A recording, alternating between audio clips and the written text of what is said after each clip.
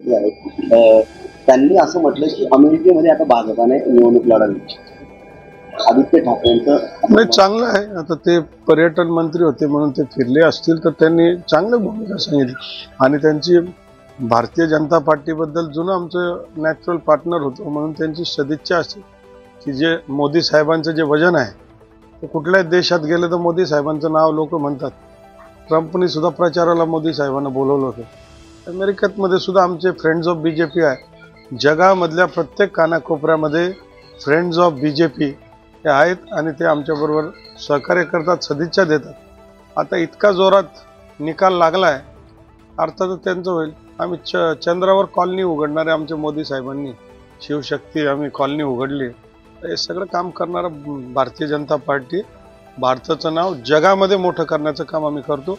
आणि जिथे काय समस्या असेल अनेक देश मोदी साहेबांना मध्यस्थीला बोलवतो. अमेरिकामध्ये सुद्धा भाजपला मानणारे खूप लोक.